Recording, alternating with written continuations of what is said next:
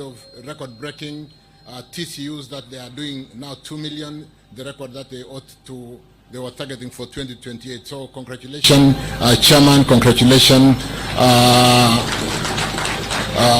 Ruto, for really doing a great job in really facilitating the port to where it is today. As the Ministry of Roads and Transport, we are excited about the project. It is poised to catalyze for transformative change. This project resonates, Your Excellency, with our integrated transport policy, which recognizes the importance of integrated development of ports and associated infrastructure to grow our throughput.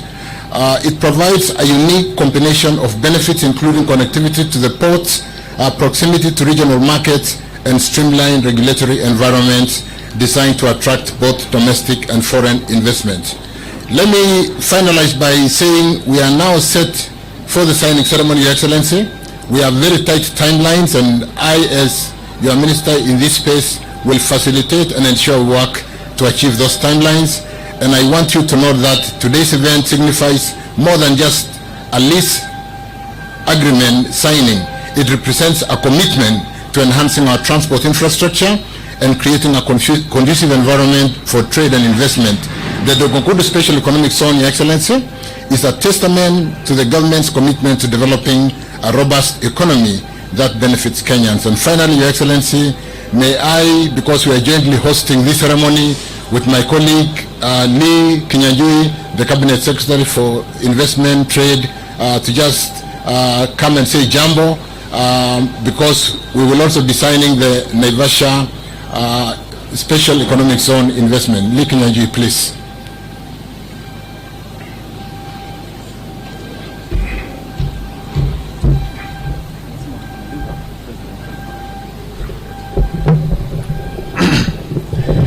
Thank you, Your Excellency, the President of the Republic of Kenya and Commander-in-Chief, Dr. William Ruto, the President of the Afri-Exim Bank, Professor Ramo, my cabinet colleagues, Hassan Joho, Davis Chirchir, Salim Vuria, and all government dignitaries who are here today. Allow me to say, as a co-host ministry for this particular project, to say we are delighted for this day. The conversation around the opening of this Dongo Kundu has been long and winding, but today it marks the beginning of an important step where we can now see action on the ground. I want just to say that the port of Mombasa is not just the port for Kenya, it serves the entire region. And for that reason, the development here that we are coming up together in terms of the industries will not only just have here but also the hinterland. It is important to note that out of every 10 containers that are returned from inside, 4 of them are empty. And that is a testament to the lack of industry, and this is what this particular project is all about. To be able to create industry in healthcare, in pharmaceutical, and all the other areas so that we can serve within East Africa, within the Gulf region, and everywhere, and turn around the equation. I'm also happy to note that the efficiency of the port in the last few months has been on the rise. The previous tradition where ships would queue here for hours on end has come to an end, and this will increase traffic for our port and therefore make it very competitive. Lastly, Your Excellency, is to note that the very location of this special economic zone and the proximity to the whole of the Gulf region, the Indian section, and also the lower part of Africa, means that we can expand our export base significantly. I want to take this opportunity to urge the manufacturers, both local and international, to take advantage of all the opportunities provided by government, including the tax holidays, so that they can invest here and together we can be able to turn the equation. We anticipate that over 40,000 jobs will be created here directly through the supply, through the indirect jobs that also will come here, and this will go a long way to improve our unemployment question that continues to hinder. With those few comments, I want to end there and assure you of our full commitment to ensure that the project goes to full completion. Thank you. Thank you, Lee. Allow me, Your Excellency, to basically go to the signing ceremony now before we get the remarks from Professor Benedict Orama and finally your remarks. For the signing ceremony, let me have Joseph, the lead counsel from AfriExim. Joseph, where are you? Welcome, Joseph. From the ports, let me have the chairman and the CEO, Captain Ruto, for the signing. And I will kindly request President William Ruto and our friend Professor Rama to stand behind the signing for witnessing. Thank you. If we can also have the legal counsel, so let's have Mr. Abdullahi Garane, lawyer on behalf of KPA, and the lawyer also from AfriExim Bank to be part of the witnesses as this is happening.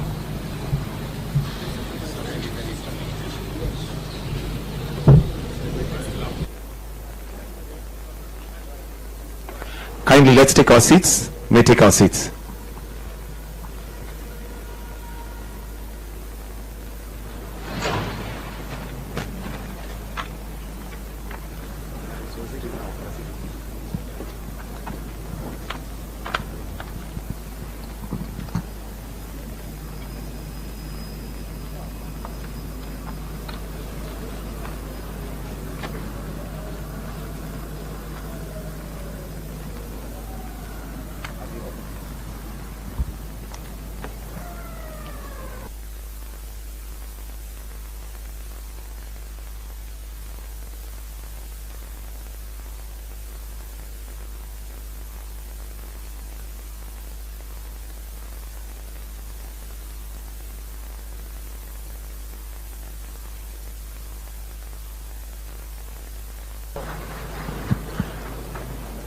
And then we'll have a photo opportunity.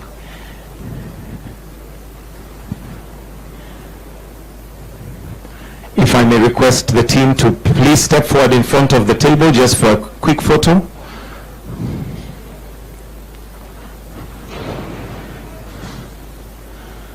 And a round of applause.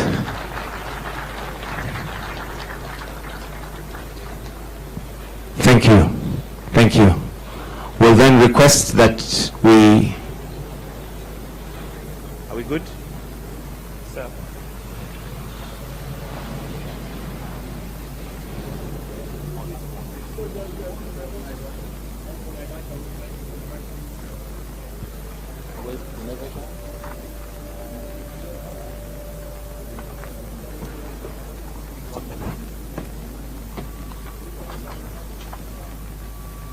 Team for Naivasha.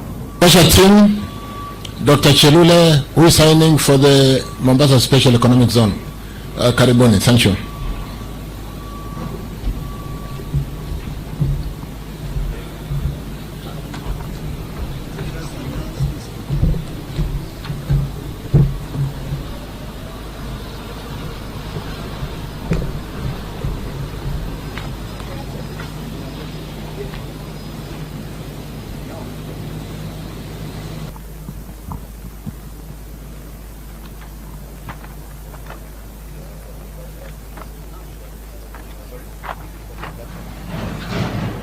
So this is for the Naivasha Special Economic Zone. I request the PSs to kindly come and stand on this side, the PSs that are involved in this particular exercise, so that we'll have a quick photo opportunity. PS Dagar.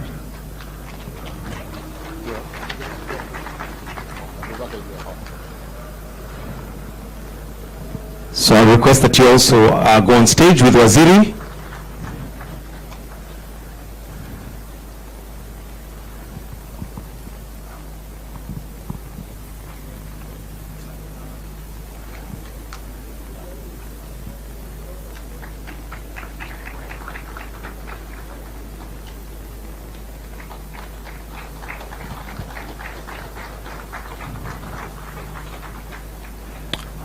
Thank you, Your Excellencies. We may now take our seats as I hand over back to Waziri Chirchir to guide us with the proceeding program.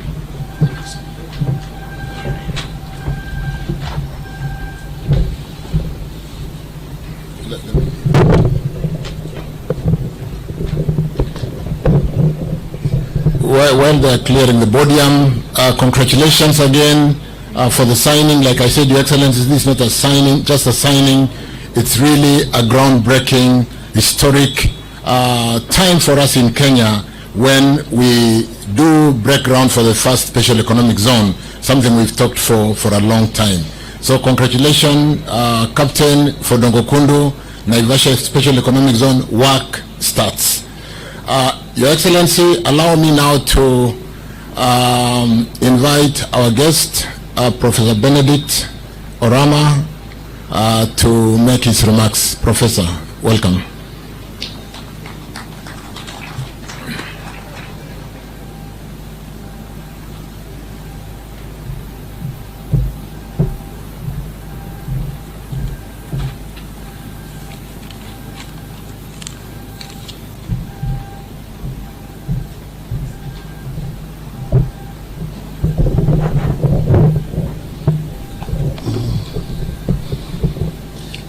Thank you very much, Cabinet Secretary. Excellency and dear brother, William Samuel Ruto, President of the Republic of Kenya. Excellencies, the Cabinet Secretaries gathered here, members of the Parliament, members of the Mombasa County Government, my colleagues at Afrexim Bank, distinguished ladies and gentlemen, please allow me to stand on established protocol. It is with immense joy and a profound sense of duty and commitment to Africa that I join Your Excellency, President William Ruto, here for the signing of two important lease agreements that we all agree will define a new and greatly transformative industrialization epoch for Kenya. Today, we stand at the threshold of history as we sign the lease agreements that will pave the way for the full and expeditious development of the Dongo Kundu Industrial Park and the Naivasha 2 Special Economic Zone. Across Africa, citizens are tired of promises made but soon dashed. They are fed up with dreams of a better life that are soon shattered. Today, the promise of Dongo Kundu Industrial Park project and the Naivasha Special Economic Zone project, which had remained in the air of uncertainty for decades, had found a safe landing. Thanks to the dogged effort and determination of our dear brother, President William Ruto.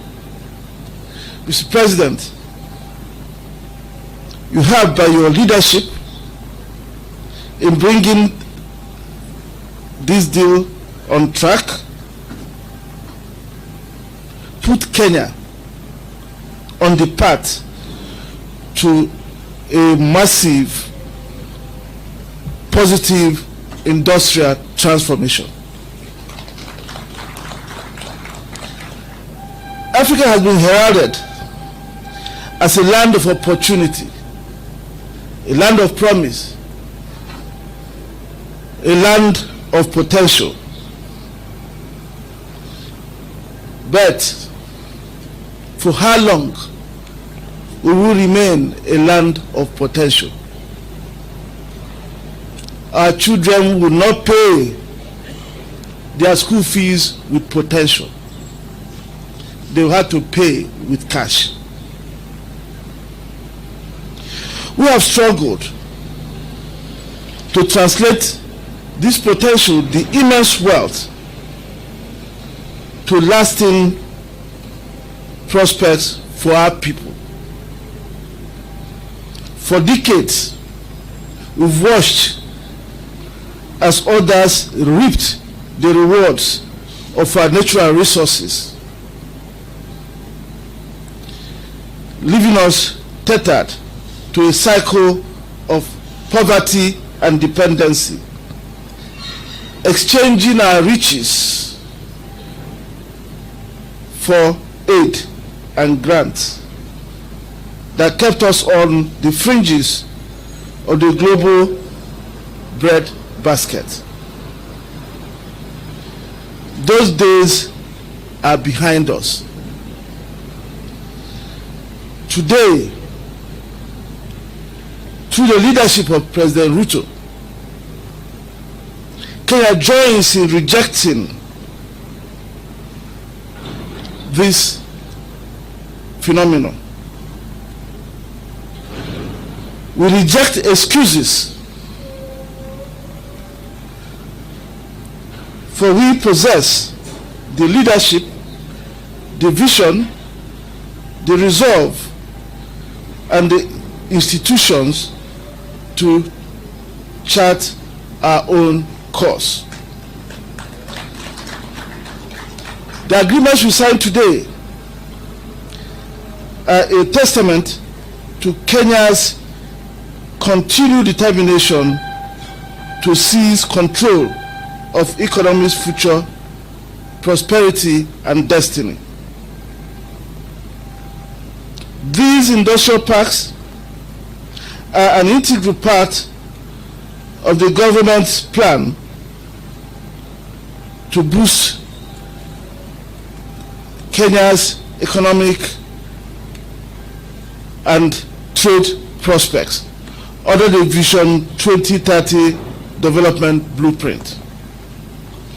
Your Excellency, industrial parks and special economic zones have proven transformative for economies striving to industrialize despite limited infrastructure. Globally, their numbers have climbed sharply from about 5,400 in 2018 to 7,178 in 2023, underscoring their vital role in national economic and development strategies.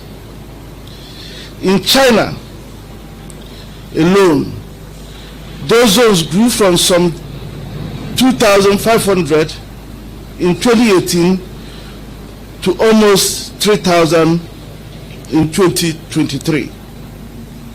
Exports from special economic zones and industrial parks in China amounted to around $2 trillion in that year. And that accounted for 60% of China's total exports in the year. Yet Africa remains home to fewer than 250 industrial parks, special economic zones. That is the entire continent of 1.4 billion people, almost the same population as China. We have less than 10% of the industrial parks that China has, despite the fact that we have poorer infrastructure than China. No wonder we are far behind in global trade. Today, Kenya takes a bold and decisive step to reshape this story in a profound and impactful manner. When completed, the Dongo, Kundu and Naivasha 2 parks will cover areas of 500 and 3,500 acres respectively.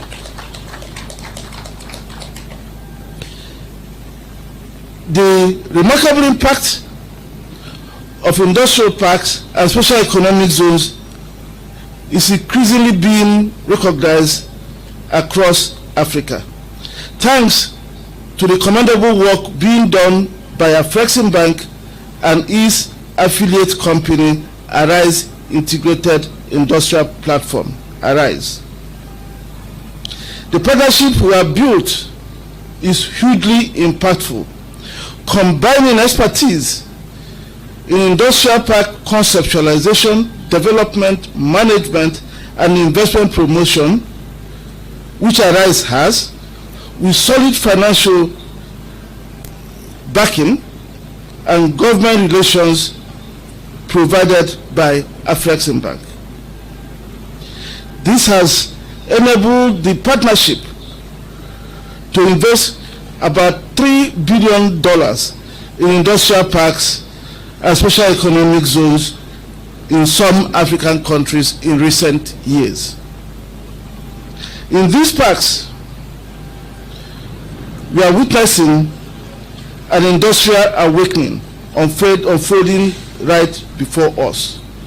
For instance, in Benin Republic, an integrated textile industrial park has been able to create a textile value chain, which has then fully taken root, elevating a former cotton exporter into a prominent player in the global textile arena, exporting diverse garments and finished products to various countries, including the United States, Europe, and also to many African countries. That park employs almost 20,000 workers in Benin Republic. In Gabon, a timber-based park called the Gabon Special Economic Zone in Ngok has transformed the nation from raw timber exporter to a worldwide leader in veneer, plywood, particle board, as well as crafted and semi-finished wood products used in yachts and private jets. In both countries, these industrial parks are rapidly emerging as key drivers of government fiscal revenues, employment opportunities, and the seamless connection to global markets, driving their integration into global value chains.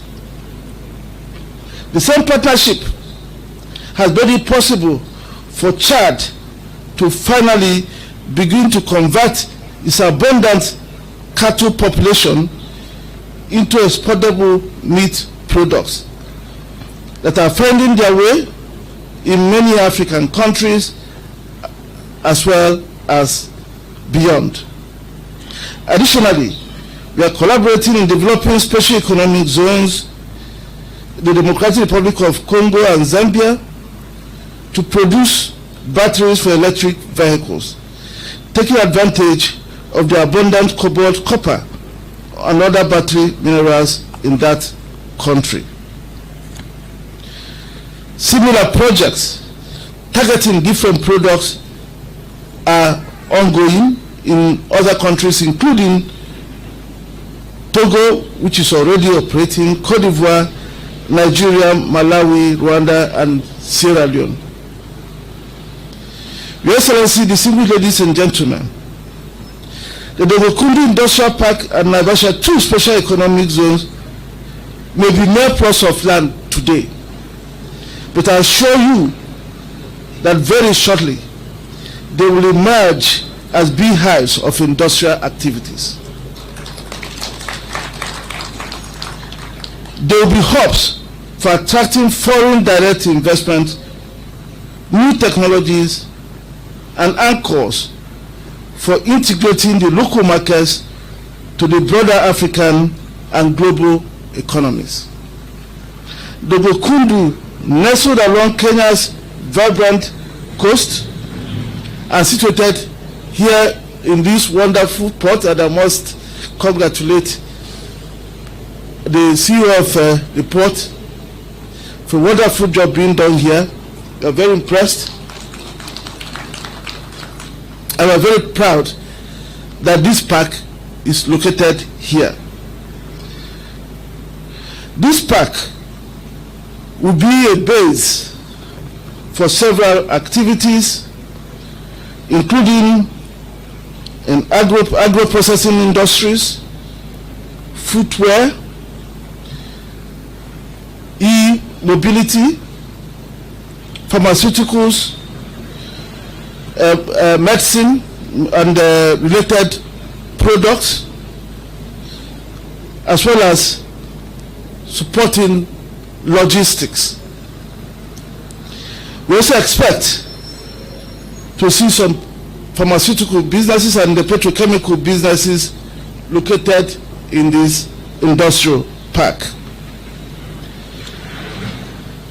These products will support not only the broader East African market, but also will be exported as first-class products to markets all around the world.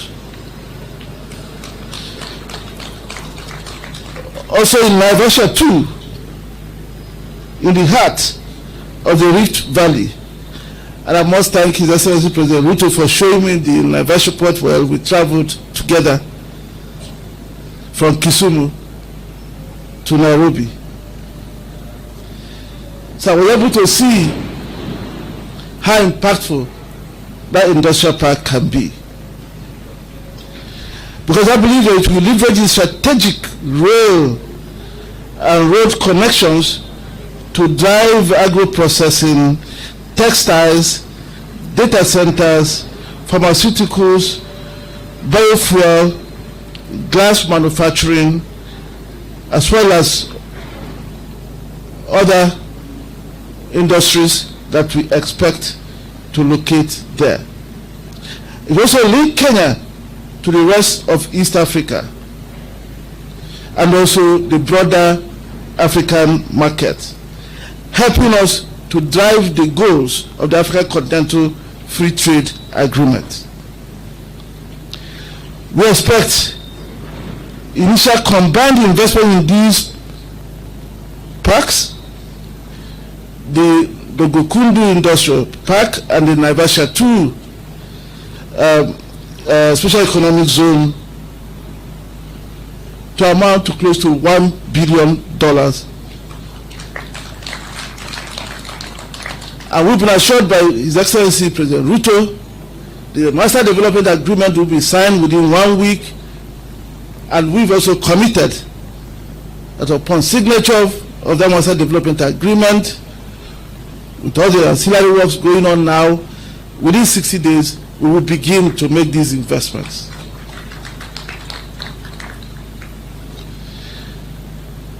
We also expect to see even more investments as other industries come in to take to take spaces in the special economic zone and industrial parks. And as we've done in other parks we've supported, at Freisenberg we put in place an investment guarantee facility which we will size appropriately to make sure that companies from around the world that want to locate in those industrial parks and industrial park and special economic zone will be protected from any investment risk that they may face. And as we've done in other parks we've supported, we will open our representative offices in those parks so that our products will be available to any investor so they don't have to run around looking for banks to support them. That way, we are going to accelerate the full take-up of the available spaces in those industrial parks. And we must also thank the government of Kenya under His Excellency President Ruto and the cabinet secretaries for trade and also for transport for making it possible for us to begin to develop our testing and inspection center, the quality assurance center we are planning to develop in Mombasa and also in Mombasa port and also in the at Nairobi International Airport. This service will make it easier for the exports from these parks to reach anywhere in the world and also support other activities, other exporters who are not located there, small and medium enterprises that want to export, and also for companies that want to participate in the Africa Continental Free Trade Area who will need testing and inspection services. The project that Dongo Kundu will generate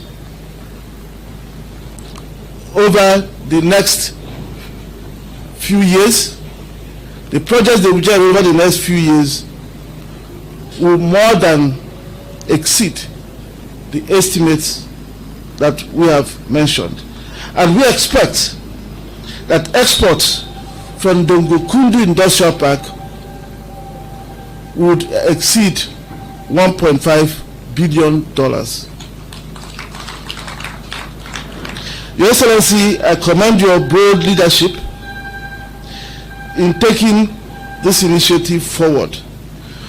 Through your commitment, Kenya is not only signing leases, but scripting a future of economic transformation for not only Kenya, but also for the entire continent of Africa.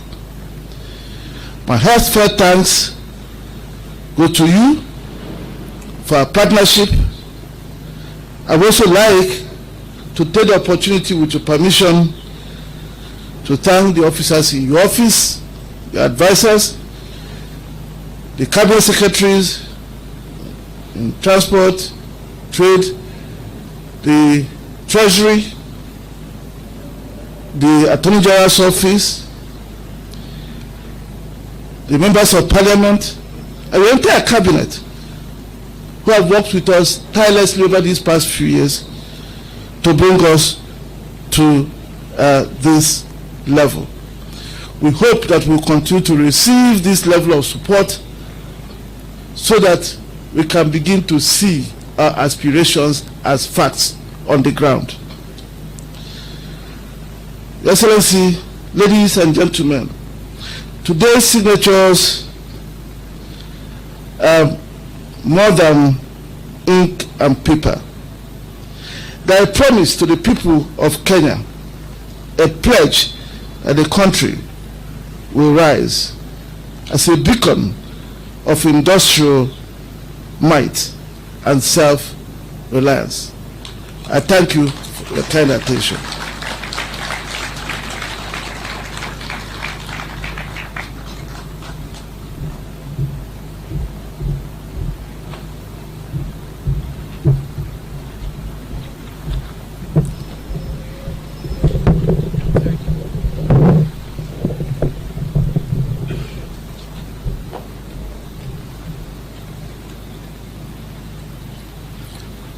Thank you, Professor Rama, for really coming in for us and providing that accelerator a platform to be able to provide security for the investors who will be coming to work within this facility that you set up for us. As Ministry of Transport, as a government, we really do appreciate.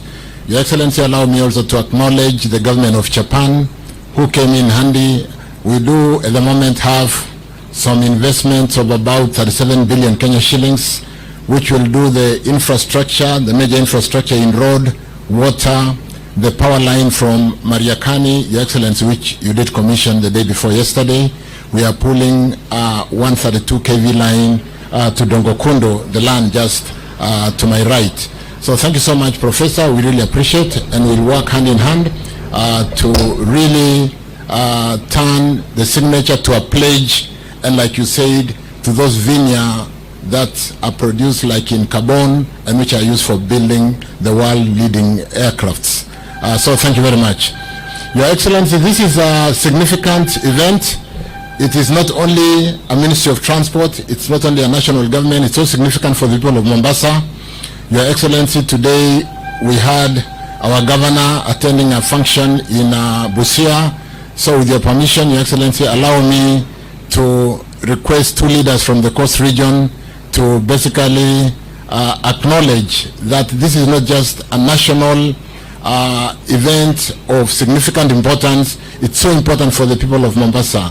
And so allow me, Your Excellency, to ask my colleague Hassan Joho, Cabinet Secretary for the Blue Economy, to make a few remarks, and thereafter our Speaker to the National Senate to make remarks before we ask you to come and ground it up for us. Thank you. Banacho.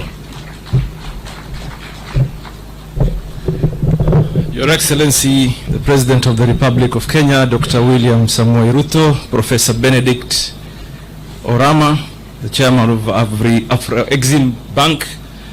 Your Excellency, you've yet put a stop to another political narrative that has been used for a very long time. Just like you've had a conversation on putting an end to the land rhetorics in politics, we have now come to Dongo Kundu. I wanted to let you know that when I was running for Member of Parliament in 2007, I used Dongo Kundu for my campaign platform.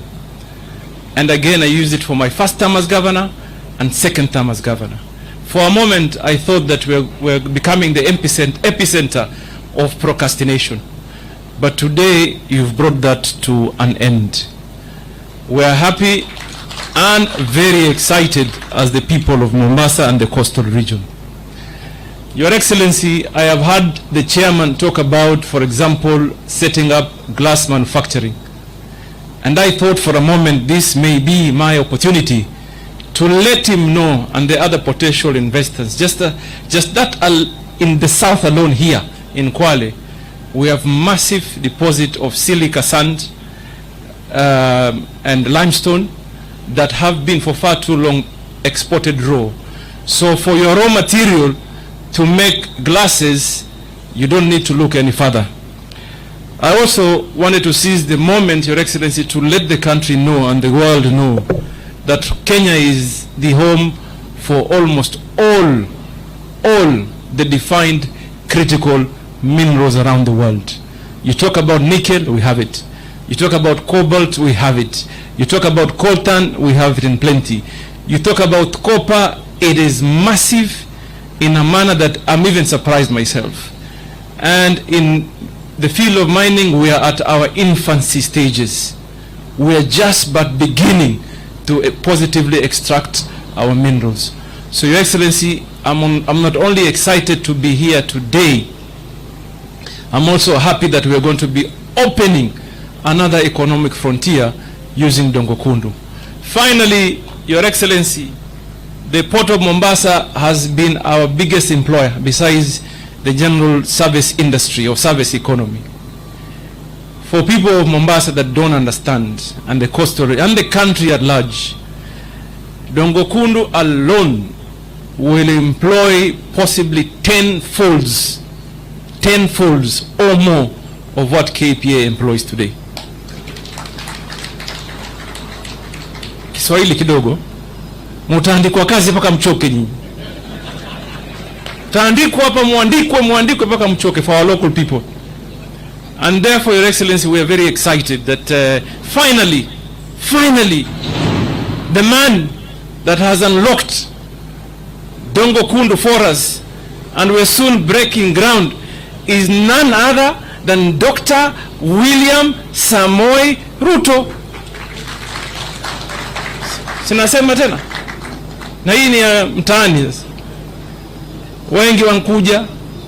Tulianza mambo Dongo Kundu nikiwa mjumbe mdogo. Tukakaa hapo, nikawa gavana Dongo Kundu tamu ya kwanza, nikawa gavana tamu ya pili Dongo Kundu. Sasa wale ambao walifikiria wataitumia kama kampeni, mwisho wenu umefika. Rais amemaliza hiyo story, sivyo? And therefore, Your Excellency, we can't thank you enough as the people of this region and fulfilling the promise. This has been a conversation for far too long, and we are happy that we are finally there, and we are excited and grateful. Your Excellency, I know very well that my brother had said the two of us will speak, but allow me with humility to invite my colleague Mvurya to come and say a few words.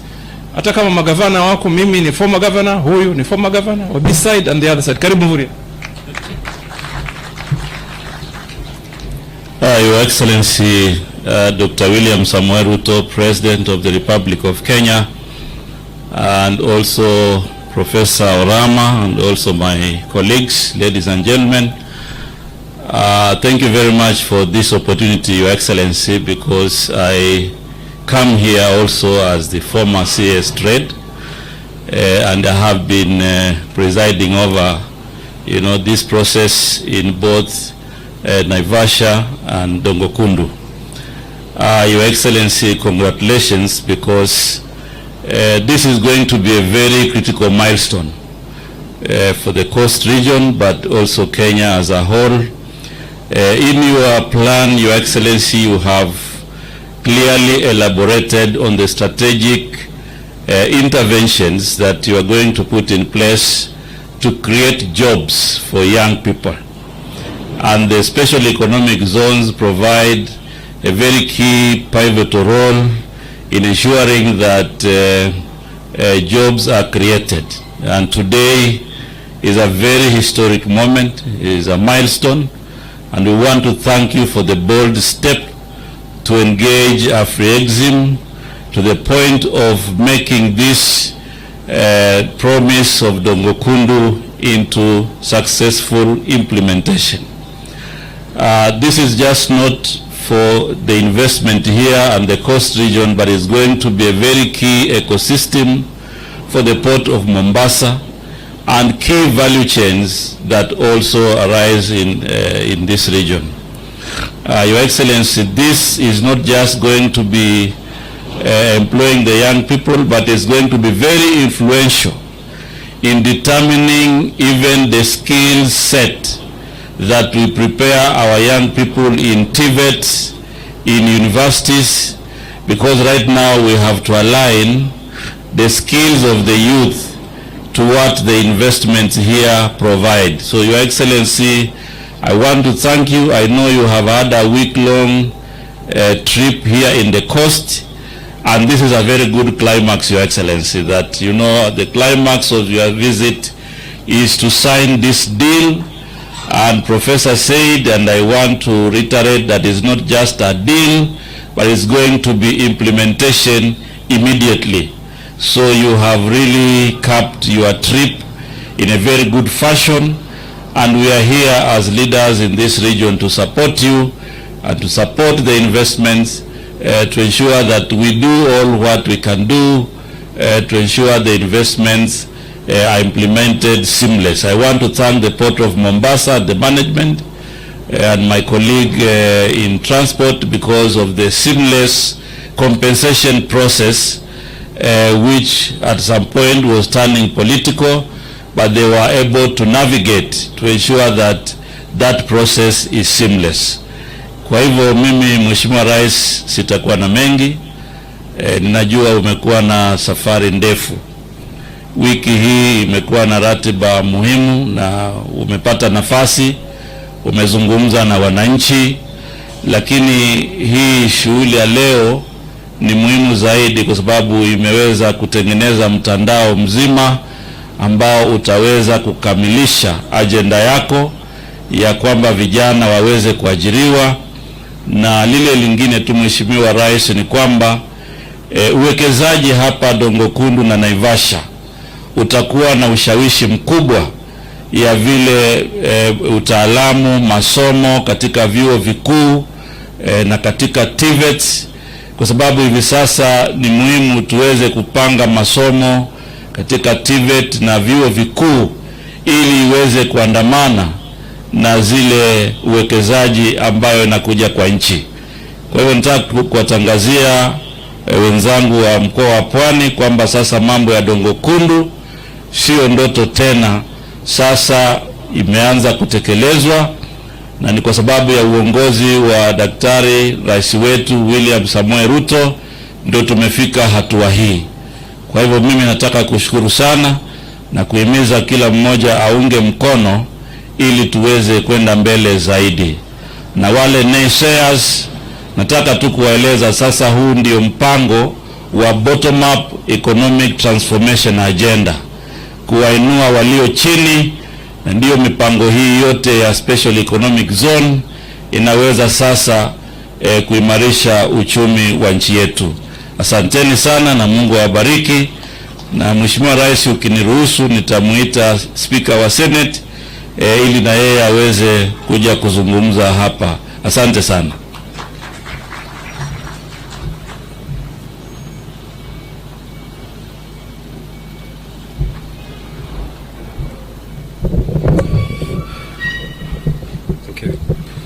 Your Excellency, the President of the Republic of Kenya, Dr. William Ruto, the President and the Chairman of the Board of Directors of ADVERTISE Bank, Professor Benedict Orama,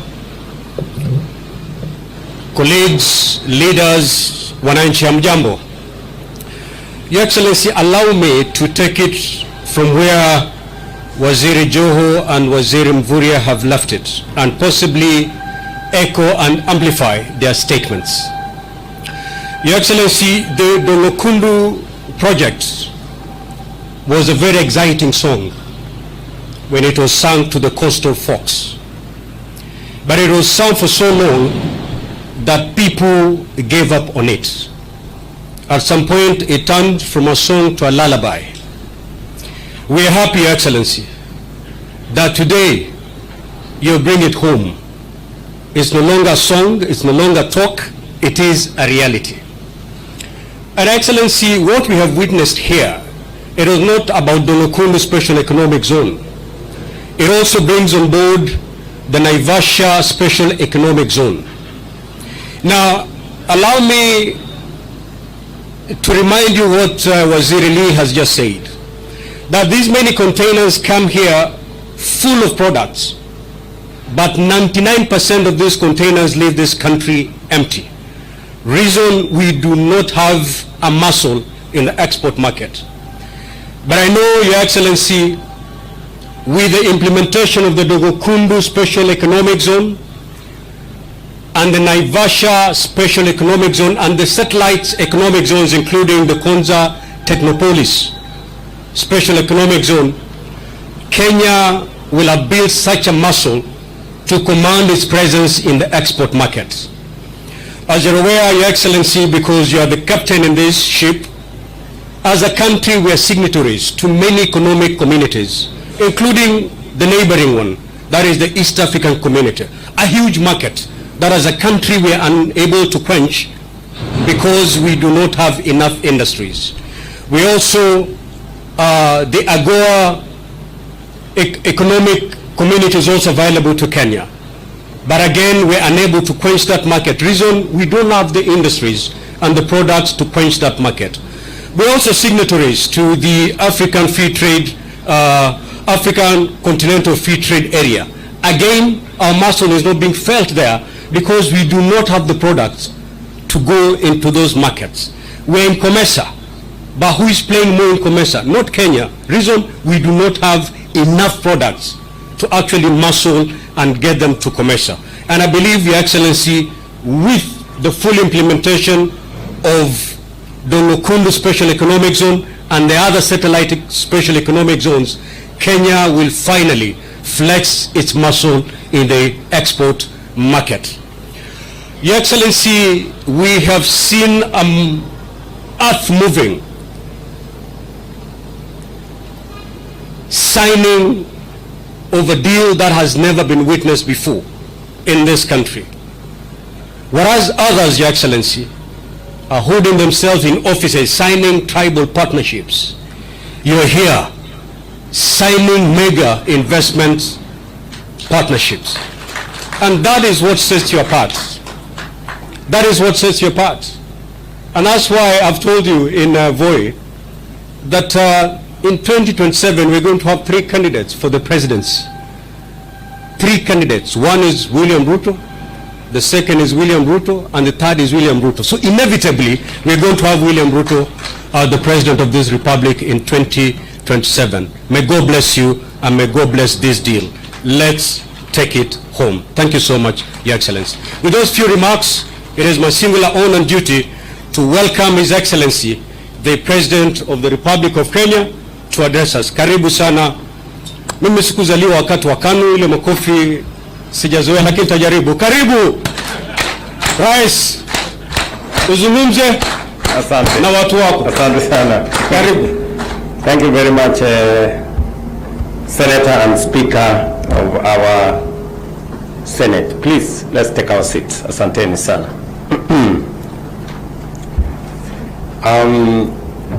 Your Excellency, Benedict Orama, President and Chairman of the Board of AfriExim Bank, my friend and partner, and your team, allow me to welcome you on behalf of the government and people of Kenya, to Kenya and to Mombasa. You're very much welcome. And today marks a very significant day. I have been in this region for the last 1 week. And Professor, as I told you earlier, I have engaged with almost 20,000 people in this region over the last 1 week, maybe more. And all of them know that there is something happening today in Mombasa about Dongo Kundu. And that is why I am delighted to join you today as we mark another transformative milestone in Kenya's economic journey. The signing of lease agreements between Kenya Ports Authority, the Special Economic Zones Authority, and the AfriExim Bank for the development of the Mombasa Special Economic Zone at Dongo Kundu, alongside the Naivasha Special Economic Zone in Nakuru, Naivasha. With these 2 special economic zones taking shape, we are fast-tracking our progress towards Vision 2030, Kenya's blueprint for national development and the bottom-up economic transformation agenda, the engine of inclusive development. The agreements signed today are part of a $3 billion MOU signed between the government of Kenya and AfriExim Bank in 2023. I remember when I came into office, I did instruct our treasury to, before doing anything else, redeem our space in shareholding of the AfriExim Bank. And I remember we did invest $40 million to recoup some of the shares we had sold, lost in AfriExim Bank. And I want to assure the AfriExim Bank fraternity that Kenya shall continue to be a partner and a shareholder of AfriExim Bank going forward, and we will continuously invest in this bank because it is an African bank and we believe that it has the right orientation for the development of our continent. This partnership enhances economic sustainability through the public-private partnership framework, strengthen Kenya's resilience to climate change, shield the economy from external supply shocks, and boost food production, among many other areas that will be impacted by the developments that will be undertaken both here in Dongo Kundu and in Naivasha. Additionally, it plays a pivotal and vital role in economic recovery by ensuring a stable supply of essential commodities like fuel, fertilizer, grains, and edible oils. I am informed, and you heard for yourselves what Professor Orama said here, that the target for these two investments will be here in Dongo Kundu, matters to do with footwear, agro-processing, medical and pharmaceutical supplies, including petrochemical industries. And I have it on the authority of Professor Orama that the investment is in the region of $1 billion for these two special economic zones. That is close to 130 billion Kenya shillings. And it will create jobs here in Dongo Kundu, as was said by ministers here, about 40,000 jobs in that piece of land you see across the ocean there, and another 100,000 jobs in Naivasha.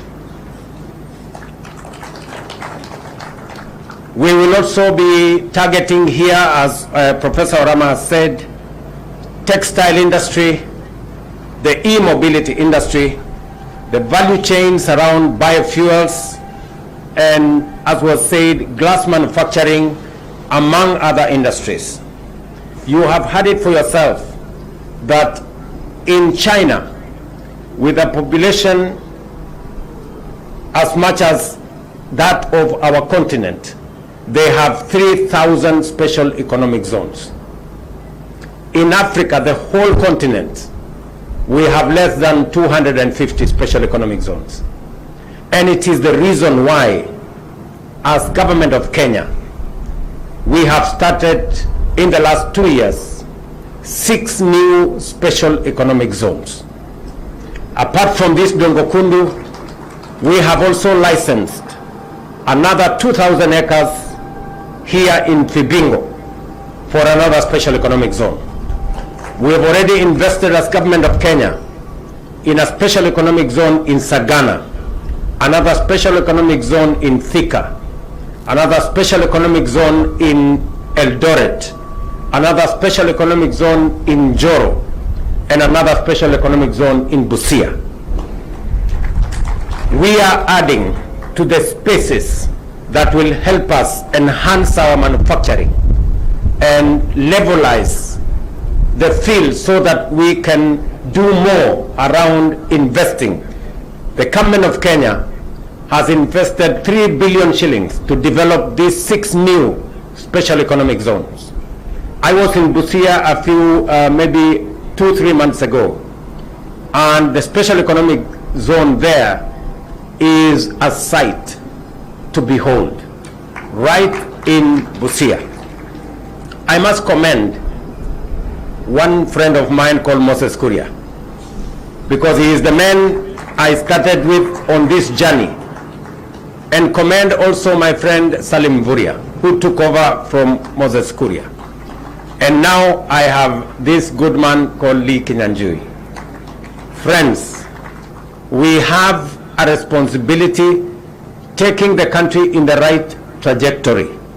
You heard what Professor Orama said about the potential that exists for manufacturing, for industrialization, around agro-processing, and all other processing and all other value addition mechanisms around special economic zones. And that is why the signing of these agreements here today are of major significance to the development of Kenya. And I don't take it for granted, Professor Orama, that you have taken time. I know we have discussed this.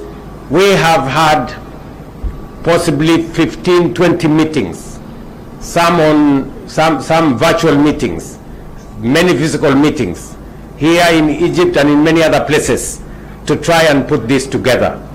I am very proud that today, finally, we are signing the instruments that will unlock the potential that exists in Dongo Kundu and in Naivasha special economic zones.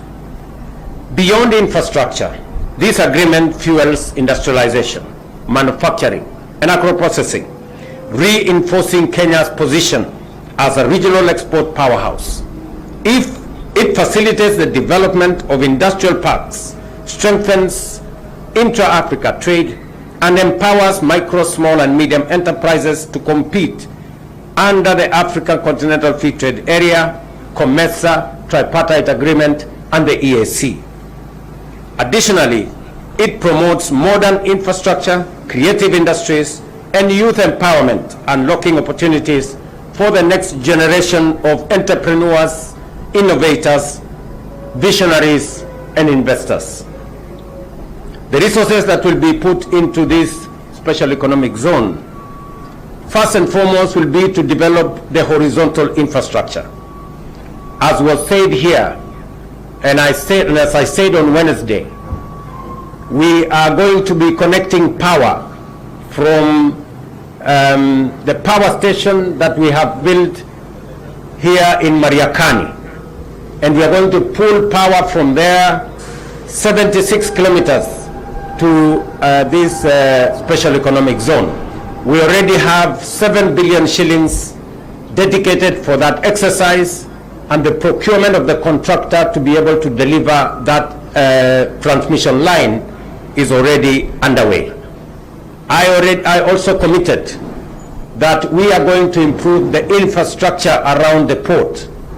Again, on Wednesday, I did launch the construction of the road that will connect these southern pipers from this port at Miritini through Bonje to Mazeras, down all the way to Mariakani, make it dual carriageway so that we eliminate congestion around the port and enhance the efficiency of the port of Mombasa. I take this opportunity to express our deep appreciation to you personally, Professor Orama, and to the board and management and staff of AfriExim Bank for their steadfast commitment to Kenya's economic ambitions. We look forward to witnessing the transformation of Mombasa and Naivasha special economic zones, which will drive industrial growth, business expansion, and job creation, a true testament for the power of strategic investment. The Mombasa Special Economic Zone, commonly known as Dongo Kundu, is more than a development project. It is a gateway to prosperity, a bridge to industrial competitiveness, and a launching pad for regional trade. By leveraging our strategic position on the East African coast, we are positioning Kenya as a hub where goods, ideas, and capital converge to drive economic progress. Our gratitude also extends to the government of Japan and the Japan International Cooperation Agency for their steadfast partnership. The 2016 MOU laid the foundation for this collaboration, and today we celebrate its tangible benefits, because part of the resources that we are using to construct the road infrastructure here, including connecting power and also extending to delivering water. We will be delivering water from Tiwi in Kwale to the Dongo Kundu Special Economic Zone to make it a viable enterprise and a viable ecosystem for the development of the infrastructure and the industries that we need there. With this investment, that includes a 37 billion concessional loan from Japan and a 6 billion grant, Japan's support has been instrumental in developing critical infrastructure in the port of Mombasa and also in Dongo Kundu Special Economic Zone. Ladies and gentlemen, the enthusiasm from investors underscores the enormous potential of the Dongo Kundu Special Economic Zone. I am informed that the Kenya Ports Authority has received 97 applications for land allocation requiring close to 7,000 acres, while we have made available 500 acres to AfriExim for integrated industrial park. The signing of this lease agreement is more than a legal formality. It is a declaration of intent and a commitment to building an industrial hub that fuels economic growth, generates employment, and enhances Kenya's manufacturing capacity. As we embark on this transformative investment, we remain committed to the welfare of communities affected by the project. The resettlement action plan is underway, ensuring fair and timely compensation. To date, 1.2 billion has been disbursed, benefiting 1,712 households as of January this year. Additionally, 316 million has been allocated for fisherfolk in 10 beach management units, recognizing their vital role in the coastal economy. Realizing the full potential of Dongo Kundu Special Economic Zone and the Port of Mombasa, we require very strong collaboration. I call upon our development partners, investors, and experts to continue supporting this vision through technical expertise, financial backing, and knowledge sharing. Together, we can build a thriving ecosystem that nurtures entrepreneurship, fosters innovation, and accelerates regional integration. Allow me also to commend the board and management of the Kenya Ports Authority and staff. They have done a commendable job. Let me say this. 2 years ago, I did give very firm instructions that the government of Kenya needs to institute operational efficiency measures across all state agencies. Many state agencies took for granted that the resources that they had belonged to the people of Kenya. And because of that operational efficiency that I instructed across government agencies, today KPA is making profit and declaring dividend. Kenya Pipeline Corporation is making profit and is declaring dividend. KPLC is making profit and declaring dividend. And Kengen, among other companies that originally did not give any cent to the people of Kenya through the National Treasury, today they are paying money in terms of dividend to the people of Kenya, to Treasury, and we are using that money to educate the young people of our country, to build our roads, and to make sure that our hospitals are functioning. I must commend KPA. Last year, they gave us a dividend of 12.5 billion. This year, I am expecting 20 billion. And I am told you are well on the way towards that target. And because we want to share in the success of what you do, and we know that for us to get a dividend, there are men and women who put in long hours and a lot of energy and a lot of efficiency. I want to authorize that the staff of Kenya Ports Authority be paid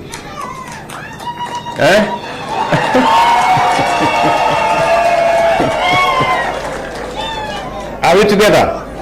The staff of Kenya Ports Authority be paid a bonus this year for the commendable work they have done.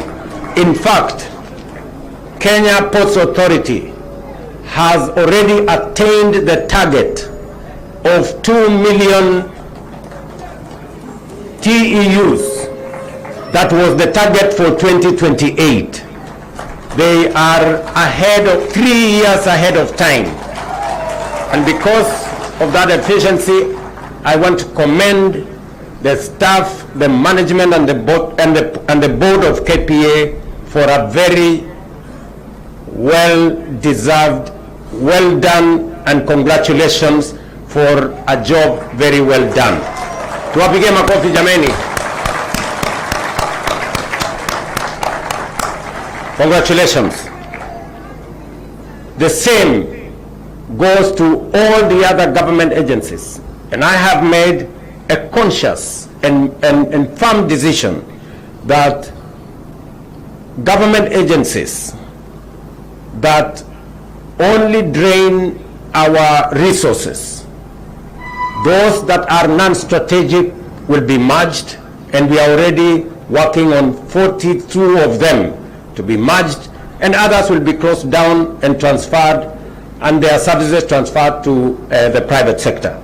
Because government, apart from doing what we do on social service, all our parastatals must stand up to the test and justify the resources that they get from the exchequer, because these are resources from the people of Kenya.